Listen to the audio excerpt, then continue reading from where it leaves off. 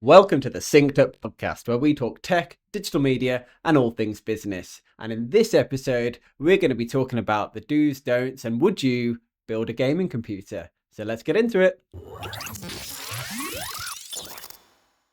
So yes, this week we're talking about gaming computers, but before we do that, Josh, tell us about your days, your weeks since the last podcast. And we do need to do a mini apology. We missed a week. Josh has been away. We are a bit loosey-goosey and kind of need to get ourselves more organised, but it's something we're working on. Forgive us. Josh. I feel like we haven't gotten to the flow of this year yet. It's really been like, I don't think we've been hitting Wednesday morning. It is Wednesday morning. No, it's not.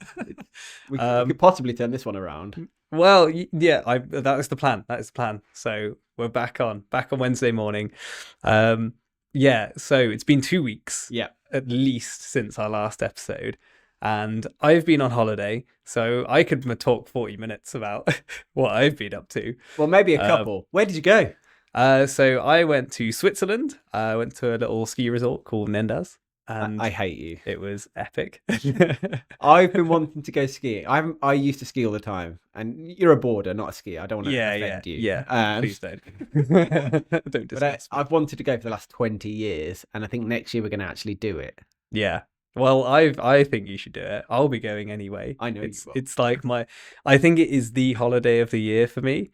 It's so for people who haven't done it, it's so hard to describe how it feels, and especially if you're not into sort of sports and things like that, it's quite hard to sort of visualize. Give me a 30-second rundown. So ignoring the day you get there and the day you leave. So of a normal skiing day, right? Give me a 30-second rundown of what usually happens. It's gonna sound awful because Do it. You get up Yeah. and okay, first lift is usually between 8 and 9. Let's call it 8:30. So you get up, you want to be up probably like 7:30 latest. Otherwise you're pushing it. Quickly grab a shower, grab some nice tasty eats. Some you want to get some carbs in. Yeah. Load your pockets. Yeah. You get all your gear ready. You put 20 layers on. Wow, I don't. I put 2 layers on because I'm really warm. And then you get out. You're plodding down the road, dragging all your equipment. Being like, oh, I'm so tired. My legs hurt from yesterday. Yeah. You get to the lift. You have to battle your way through a few people. But then you get to the top. You get down the first sort of 100 meters of the run. And it's like the closest thing to flying, maybe. Yeah. I think you're just surfing the ground. It's so cool. It's just the coolest thing ever. So carry on with the day. So how long would you go out snowboarding or skiing on that day? Give any random one. Okay, well, it's important to note all of the pit stops as well, because Yeah. this is what makes it. This isn't a how to ski episode, by the way. But I'll tell you. Yeah. So yeah, you do maybe an hour and a half, and then you're sort of like, oh wow, okay, I could do just a 15-minute breather. So you find, and there are littered about the mountain on these resorts, nice little cafes, little eateries, just all over the place. So you can just ski or snowboard up to it, just do a hard stop, blast everyone with snow. Eat my snow. Take off, and then you just straight in coffee, hot chocolate, beer, whatever you want, and it's all in there.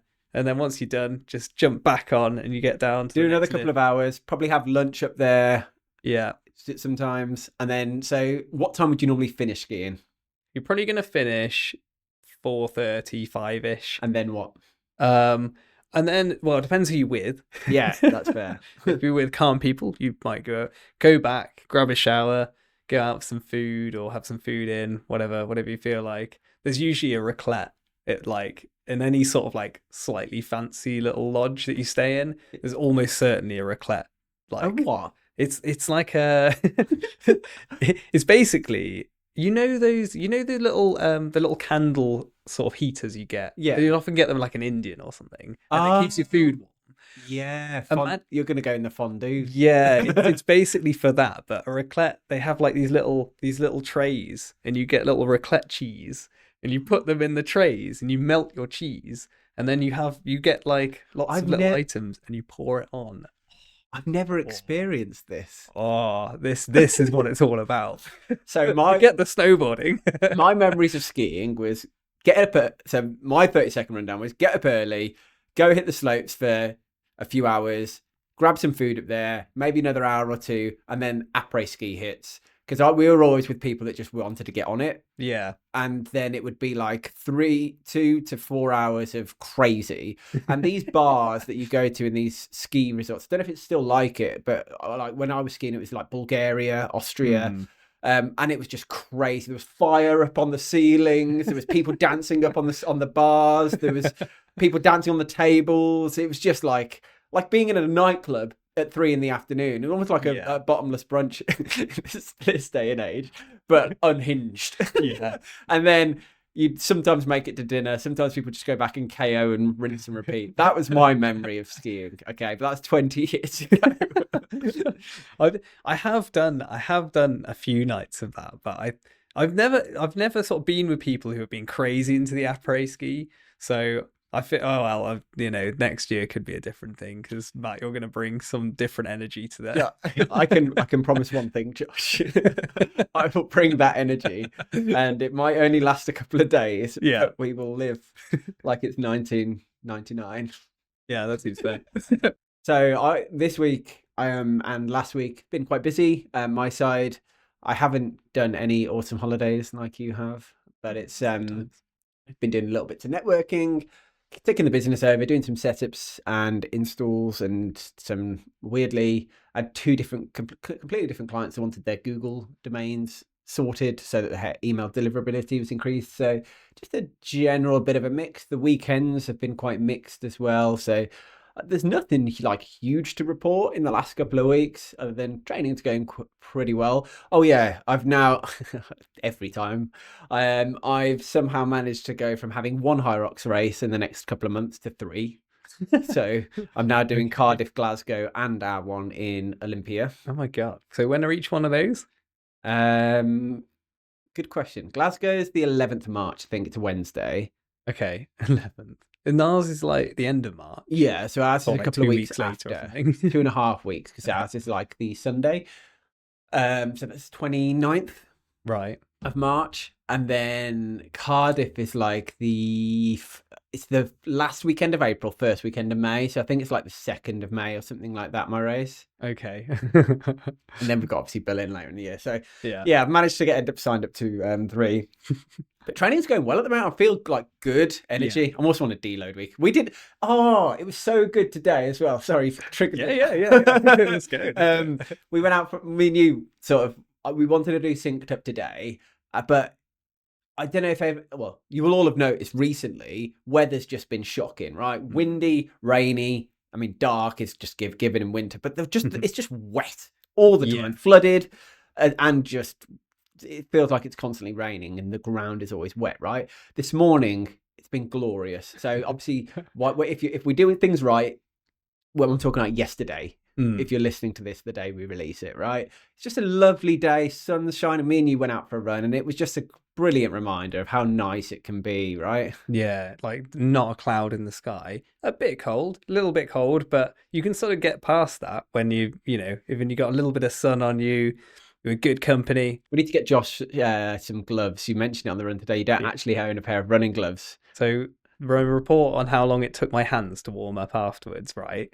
So it was only I could barely undo my shoelaces. It was only until I'd been in the shower. After the shower, I could finally move my hands. And that was like a 15-minute drive back to the studio for you as well, wasn't it? So that's about half an hour. Wow. See, it was weird because we were talking about it. My hands warmed up at about 4K. We did about an 11K run, I think, this morning, something like that. But around the 4K mark, my hands always just suddenly go from freezing to okay and not a problem anymore. Whereas yours just don't. It just don't. Oof. Right. Yeah. Let's get into our topic of the week and talk about would you, should you, could you build a gaming computer? So, gaming computers. And we can caveat that there doesn't have to be for gaming. Obviously, you can have build your own computer for various reasons. If you're doing any form of like editing or high-end like software, I'm talking about like CAD design and stuff like that, where you're using the graphics cards of a computer. A gaming build and a design build would be quite a similar computer. They formulate the same key components, right? Am I right in thinking? So, am I right in thinking generally, if you've got high intensity programs, they're either high intensity on CPU or GPU or both? Yes. Graphic, like GPU. So depending on how they're built, they will need either memory. They will need memory, compute, like CPU and graphics in different amounts, and it depends on how the program's built and what it's doing as to which like percentage of each it will need. But generally, gaming is very graphics card heavy, and so is like design work and CAD. Some of the heavier softwares that you can use might be more CPU or processor sort of heavy. So it does depend, and generally, if you do have a very bespoke need for software, you can the people who make the software will often give a minimum spec or a recommended spec. It's probably the more one to look at of what you need and want. And you can always speak to those people and go, is it more like if I've got a bit more budget, do I spend a bit more on the graphics card or the processor? And they usually can help you, and you can figure it out if you've got bespoke needs. But an easy one to talk about is gaming, but there are some parallels you can draw here. Gaming's an interesting one because any year previous to the last 2 or 3, I would have said gaming computers are a great way to game, and they still are, but it's become even more of an enthusiast kind of market because the price gap has increased significantly. Computer components have got quite a bit more expensive, and so that gap of like when you compare in the gaming world, at least, to your PlayStation or your Xbox, right? There is the Nintendo crowd out there as well, your Switch people. It's mainly the Switch these days, isn't it? The Wii, it's kind of displaced everything else in the Nintendo world. Well, Nintendo's almost its own little. They do their own thing, which is quite cool. But your main games, you'll find that cross-platform are going to be between Xbox and PlayStation and PC, and kind of PC and Xbox are. The Xbox app runs on the computer, so Xbox have kind of aligned themselves in the PC market a little bit. Really interestingly, I didn't exactly see that was going to come. But yeah, it's very much for the hardcore gamers these days. If you were doing it on a budget, £500 or less, you can get an Xbox or a PlayStation, the latest one. Yeah. If you tried to build a computer for £500, it would be not very good. You'd probably struggle to get the performance you'd get out of a PlayStation or an Xbox from it.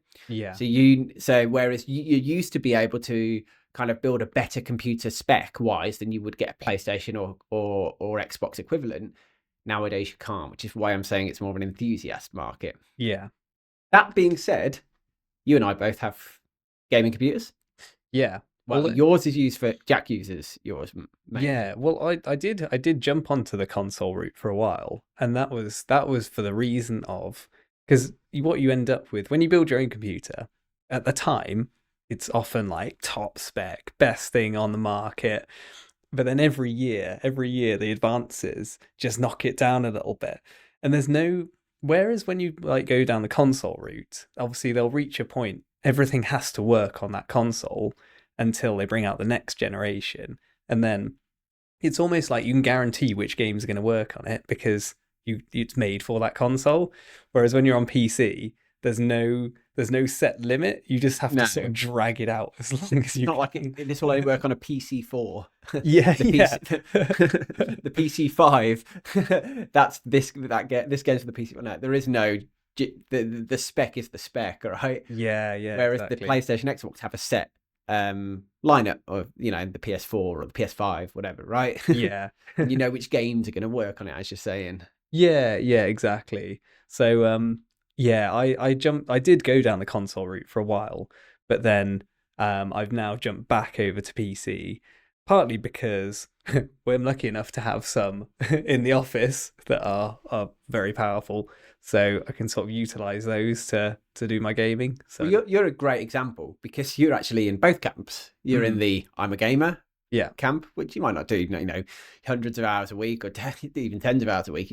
You're a casual gamer, I would say, right? yeah, Just do it for a bit of fun, but you're also using it for work. The computer spec is you do video editing, yeah. and rendering videos is very and even editing videos is quite a CPU GPU, like it takes a lot of PC power to work that, so you get to get the benefit of both worlds. You've got a powerful computer that can help you both your work, and then you can game on it.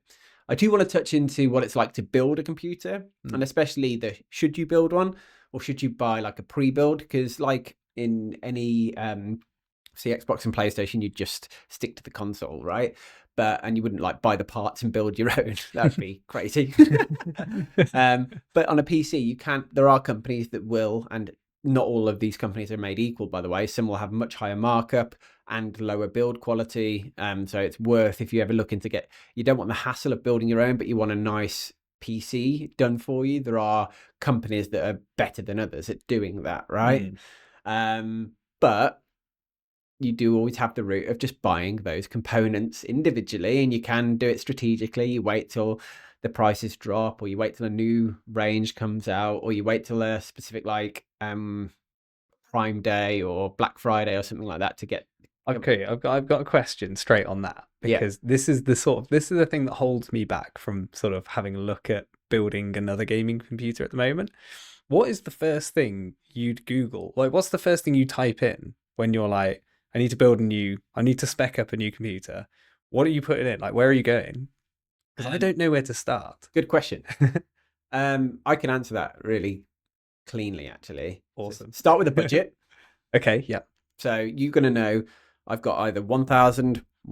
You probably, if you're going to build a computer, I'd have like an £800 option, a £1,500, or a £1,000 and £2,000. That would be you pick one of those, right? Yeah. And go, actually, I want to do it once. It's going to last me 5 years. It's going to last me X amount. And I'm going to have a great time with it. But this is how much I've got to spend. Once you've worked that out, what you can do, there's an app, and I say an app, not a website called PC Part Picker. Okay. Where you can basically go on and cherry pick parts to almost like help you build the computer. It'll tell you what processor or CPU do you want to use? Okay, what cooler are you going to use? What motherboard are you going to use, and so forth. And it will tell you if there's any compatibility issues with them, like what case are you going to use. So it will kind of do like a sense check for you. It won't advise you necessarily if that's a terrible choice. Why are you spending double the price on the processors to the graphics card? So there is some general rules of thumb. There's some great influencers and YouTubers out there that help you. And I know there's a couple that I regularly go to when I'm trying to keep my eye on the market. And you can also look at benchmarks of which processors, graphics cards, etc. are good at the time. General rule of thumb has always been spend 40% of your budget on a graphics card. The graphics card is the single most impactful piece of the puzzle, of the PC puzzle, that will mean how many frames you get, how good it's going to run on that computer, right? The graphics card is the single most key component. So then all you've got to do once you've chosen the right graphics card is make sure all the other pieces fall in line and don't bottleneck it. Yeah. That's quite neat, actually. Maybe 30 to 40%. So you could pull back a little bit, especially if you want to get a nicer case or spend a bit more on making it look pretty, or get a bit more storage and stuff like that. So start with 40, but you can pull it back to like 30%. But as soon as you know, I've got £1,500 and I'm going to spend 40% of that, which is quick maths, which is like £600, £650, something like that. Then you know what graphics card budget or region you're in. And as soon as you know that, you're like, okay, well, what's the best graphics card I can get at that price point? And I'll give you a clue. It's going to be AMD or Nvidia. Okay. Intel have got a couple out there, but they're not caught up to it, Nvidia and AMD yet. So you're going to then look at what graphics cards are around that price. And then the easiest thing to do is watch a couple of reviews, watch a couple of comparisons, a lot of people will do like a benchmark chart where they'll compare like 10 different games, for example, and go, this is the average frame rate for that one, that one, that one. Yeah. You basically just want whichever's going to give you the highest one. Generally, there are some benefits to with something called like scaling, where if you're taking let's say you're playing something on a 4K TV, you can have it running in like 2K mode but upscaled. Oh, okay. There's something called scaling, and Nvidia have historically been better at that than AMD have. Right. But so usually you'll have, if you've done it before, you're slightly interested, you're probably going to have a preference on whether you want to go AMD or Nvidia on the graphics card scene, at least, because you're going to have the similar choice in a minute on the processor, whether to go AMD or Intel. Okay. There's only two main ones again. Yeah. So actually, when you simplify it down, you go, okay, there's my budget. So those are the probably two or three graphics cards I can choose. Do a bit of research, pick one. Yeah. Okay. Once you've got that, you can then go, right, okay, so I now need to build the rest of the computer. So the next thing to choose would be the processor. And there are good like comparison charts where you can kind of look, like even get a bit of recommendation on, I'm going to have this graphics card. What would be a good processor to have with that that's not going to blow all my budget? So your budget then... I can't tell you specific models that are out because I'm not as 6 months ago I was more clued up on the current sort of market, but you're basically then going to make a choice which processor you have, and that will dictate then which motherboard you can have and what features you have on it, and so forth. You can move down the scale, and PC Part Pick is there to help you. There are YouTubers and influencers there that can help you do it.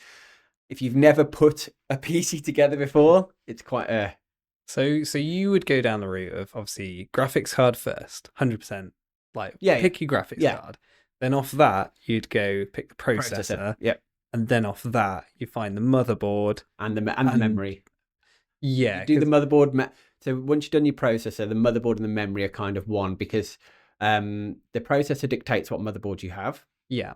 And then the type of motherboard also dictates what type of memory you can have. Yeah. And how much memory. There's been like a couple of weeks/months ago, there was a big like price surge on memory. RAM. I think it's settled back down now, so you don't necessarily need to worry about that, where RAM was just a ridiculous price. And RAM has a funny little quirk, because like I learned a lot of this when we built like that editing computer a few years ago, because I'd been quite out of touch. So I used to build my own computers, but I didn't used to spec them up. I used to build them out of random parts that I'd find that my brother had like discarded. Funny. So I had all sorts of weird things, and I'd just chuck something in and be like, oh, it works better or worse. And then I'd just decide whether to keep it or not. Yeah. So I never did it in like a purposefully. Yeah. But because RAM there's a lot of like, and if you don't look it up, you just go, someone's like, oh, you need 64 gig of RAM, and you just go on Amazon and you're like, oh, well, this RAM's cheaper than this RAM and they're both 64 gig, I'll get that one. But there's different speeds of RAM, isn't there? Yeah. And that's literally just the little number you get, like every RAM number that you ever would buy now will have those stats that you're looking at, which is latency and speed. Yeah. So if latency is lag or delay, and then the speed is how fast it can go, the two work hand in hand.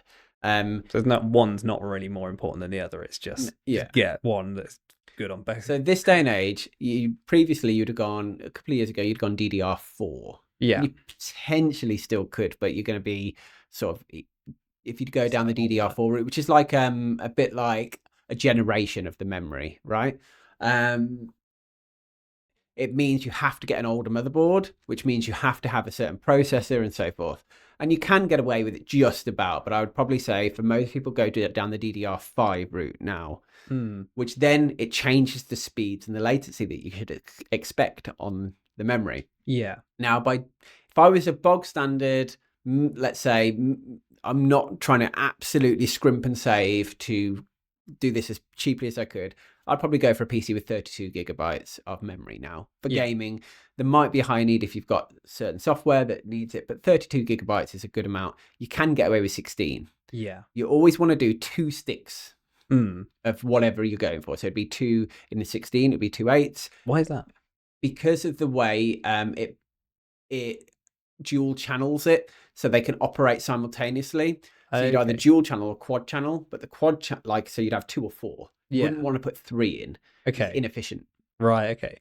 Do you think 4 is better? No, 4 Okay. puts more load on the controller, the Right. sort of the memory controller on the motherboard, and it can end up less efficient. So actually, it's better to have 2 32s than 4 8s. Right. Okay. Sorry, 4, 2 32s than 4 16s, or Yeah. 2 8s as opposed to 4 4s, etc. Yeah. right? Yeah. Okay. That's But interesting. you can in the future upgrade it and make it a quad channel. Yeah. Yeah. You'd still get more. You'd still get more of a benefit adding 2 more sticks. But if you could then trade off those 4 for 2, that would be more efficient than the 4. I got you. No one else knows what I'm talking Yeah, I mean, I'm not sure people are watching this going, I'm going to build a PC based on all of Matt's recommendations. Yeah. I'm happy to always help and advise anyway if people want to look at it. But there's trying to think of the YouTuber that I generally go to. It's an American guy. It's really cheesy, the channel. It's quite cringe. But he's brilliant. I think it's PC Builder. It's the guy's name, funnily enough.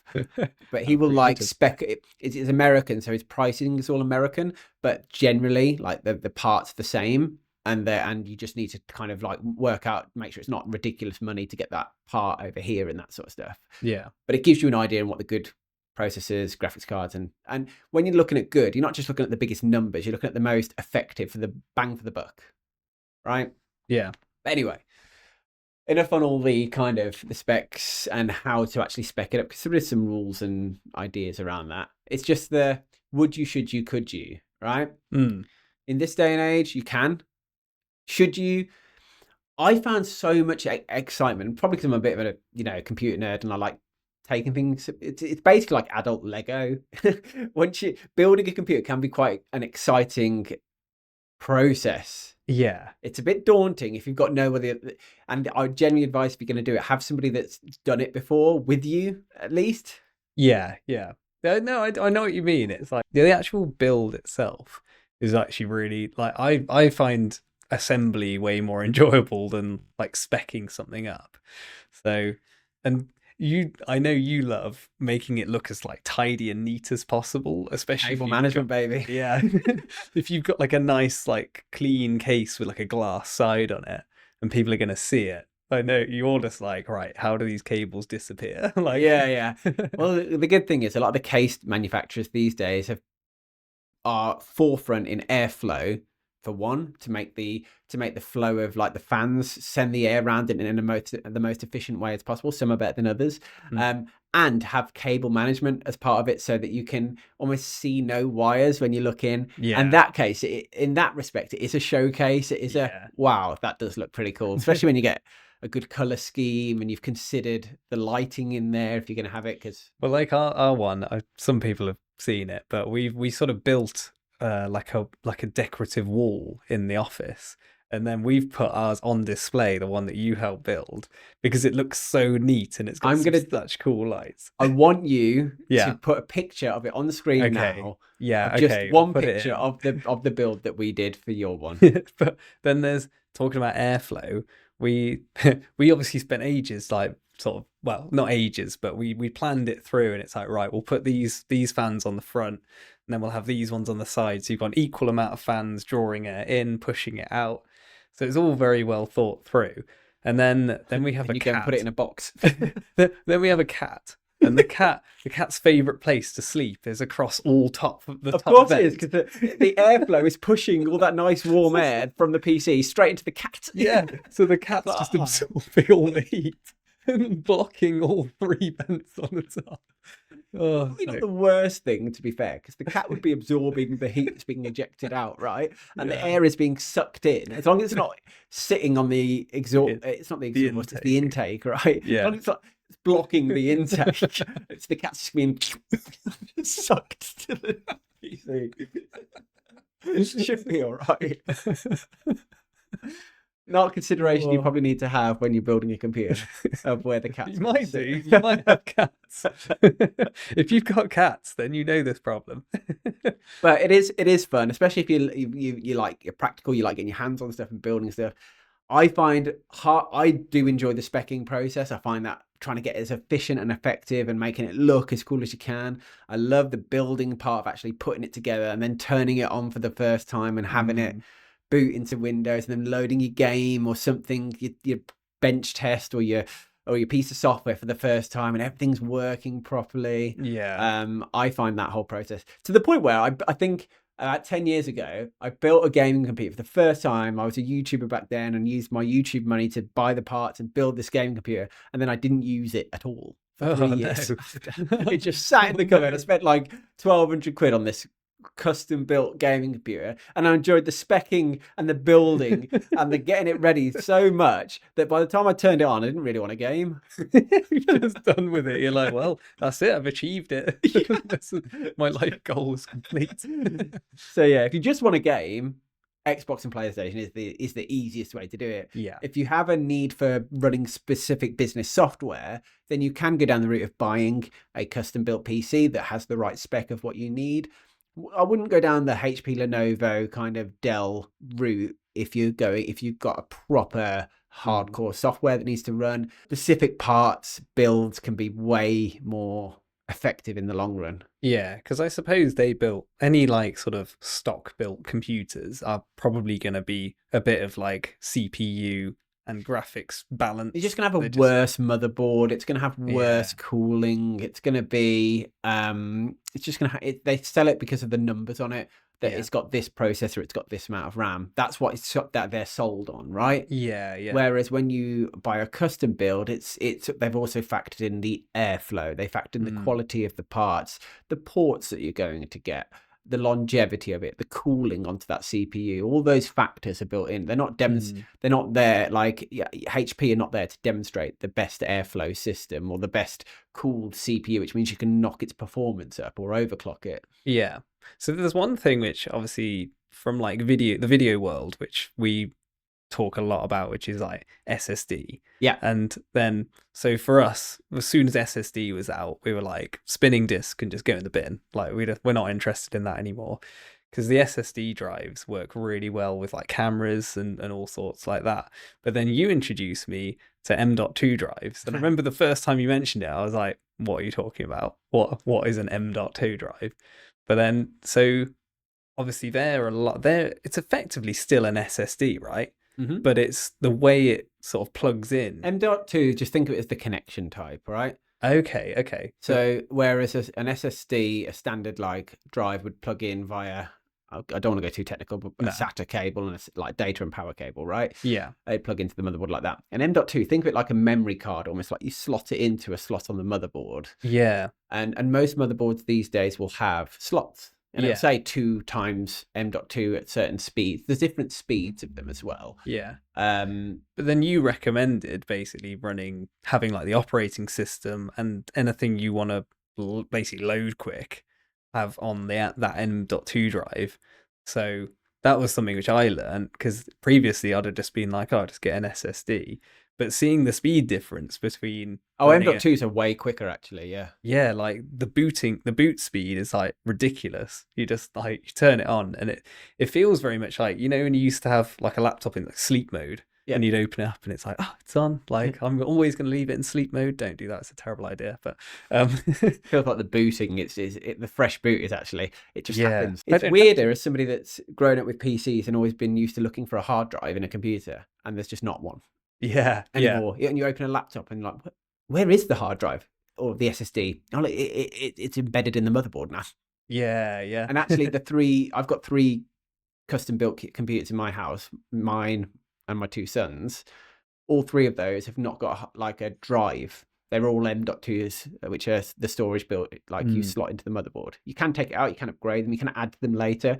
And one thing to factor in if you're looking at a motherboard, maybe get one with 2 or 3 M.2 slots, which means you might have one initially, but down the line you want extra storage, you can just add an extra M.2 in. Yeah, having like discovered those, I I'm like, I would always want a Storage is in a minimum great position and has been for a while, actually, where it's not that expensive to get a terabyte of storage, Yeah.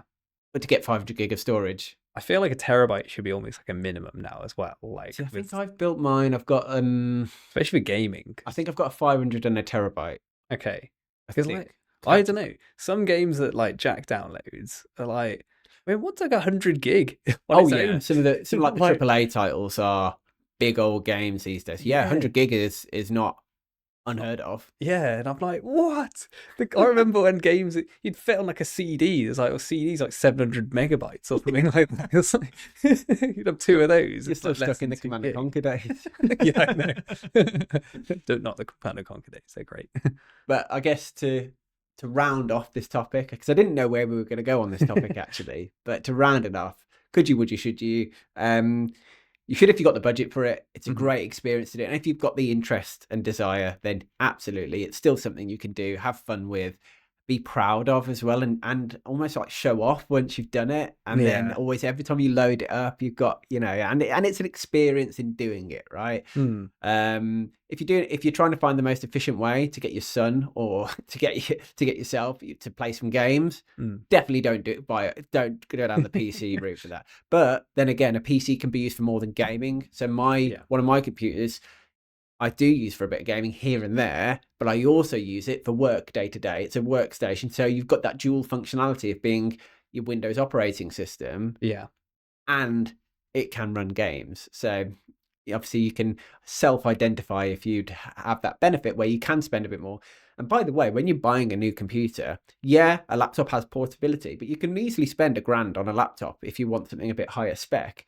Whereas actually, if you spent $1,000 on a custom build, you can make a better quality result Yeah. than you would ever be able to buy off the shelf if you do it yourself. You can still achieve that.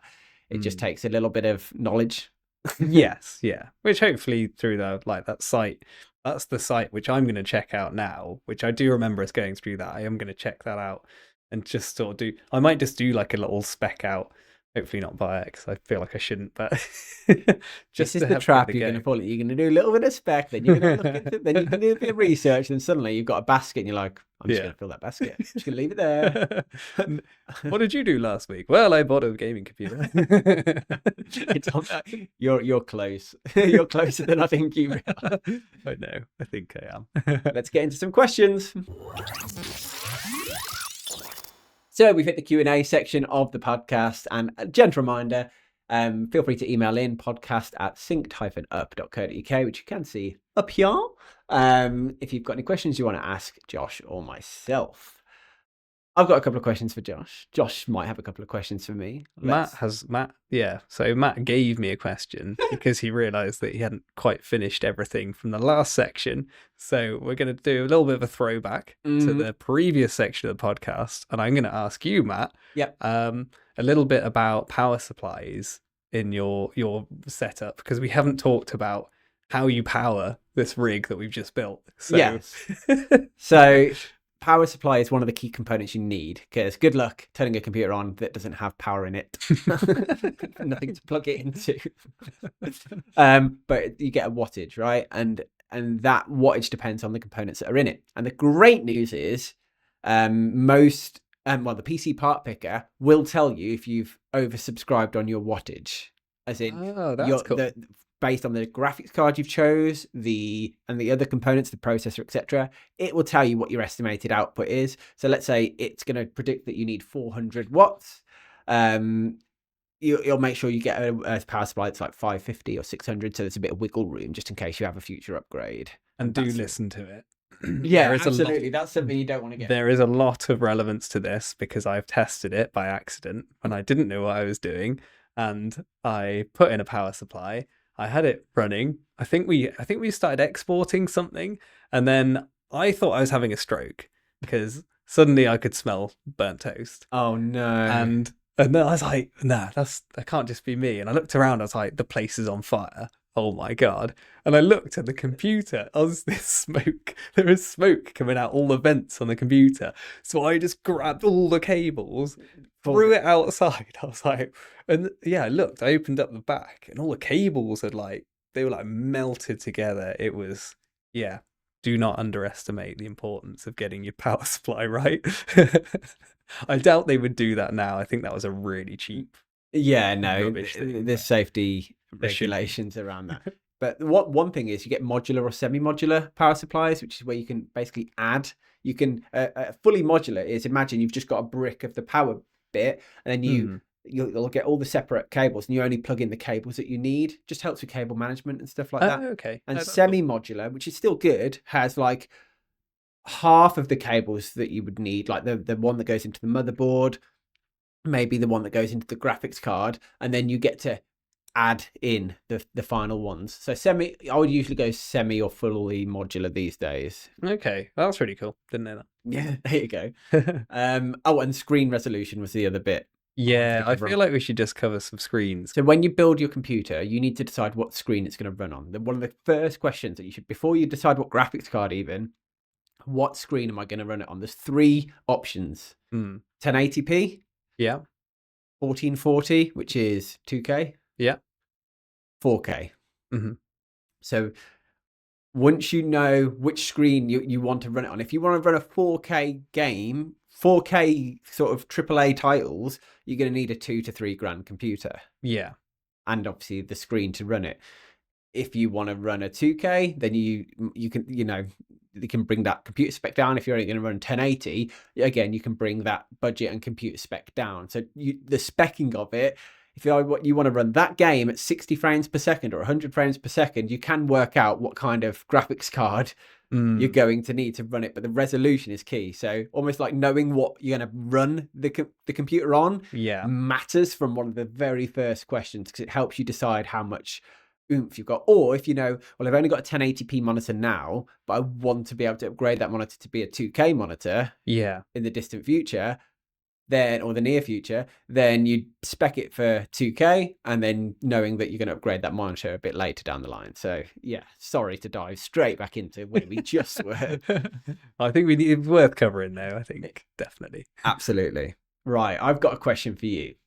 So if you had 10 grand, but you had to buy new equipment with it, that can be equipment for your business. Can be cameras, can be computers, can be whatever you want, but it's equipment, right? Right. In various forms. You can't use it to pay yourself or to pay your staff or anything. Yeah, it has to be spent with an invoice, right? I like all your questions of like where people are just going to give us money. Like, yeah. Be the reality one day. It's like, here is 10 grand. Here's 10 grand. Go do what are you going to spend it on? Yeah. Or we become super famous and the podcast generates us that money, and we go, now we can spend it on those things. No, let's upgrade our microphones. What are you going to do? Equipment. Oh, it's so easy. I could spend 10 grand immediately. Go on, do it. Well, I mean, like, 10 grand isn't enough to buy like top end cameras. Nowhere near enough. What? Yeah. What? Liar. I've got a GoPro, right? It's all you use, isn't it? No. So yeah, because there's a brand of camera called Red. Well, there's Red, there's Arri, there's quite a few different brands that are like cinema grade cameras. Right, okay. And they like start at, I mean, you could probably pick up a Red for like 3-4 grand, but what you get for that is like you get a little box about this big, and it's literally just the sensor.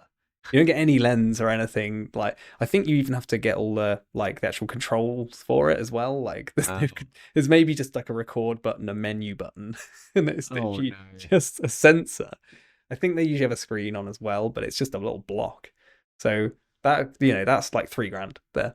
So I mean, a 10 grand Red will get you like a good starting Red, just to say you've got one.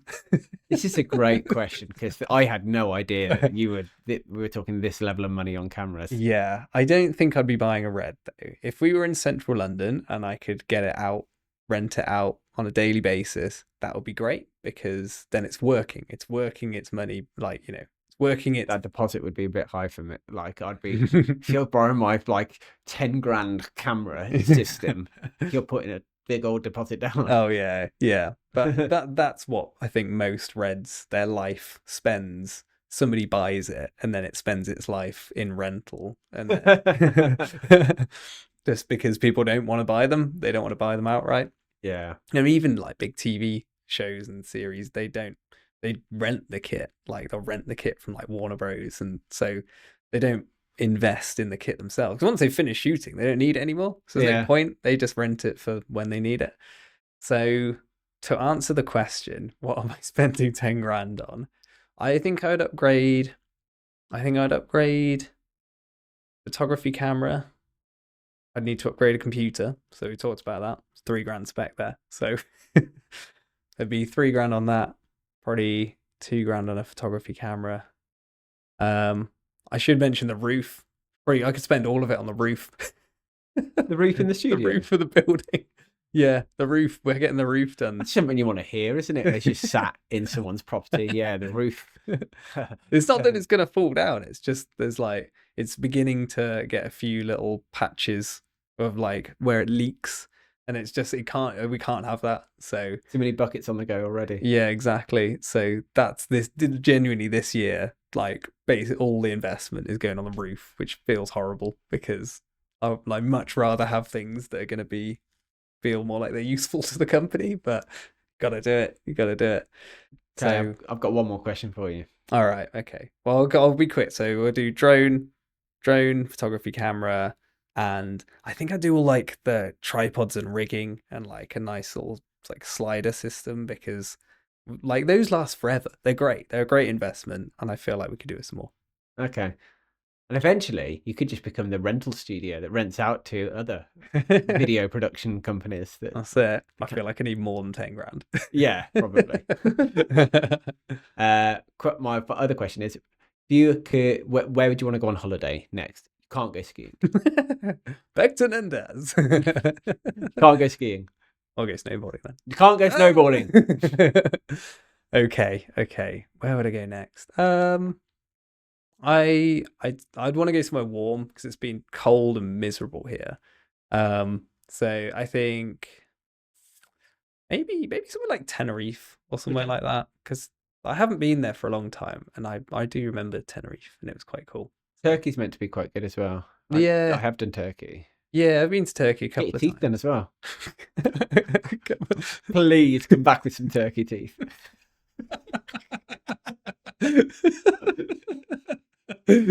I think if we get enough likes on this video, Josh has to come back with turkey teeth. That is agreement. I want someone to pay for that. You can pay for that. Mate, I'd pay for that, but you went and did it. Right, on that note, as you know, email in any questions to podcast@synced-up.co.uk. We are back and hopefully going to be regular, but if we're not, we apologise in advance.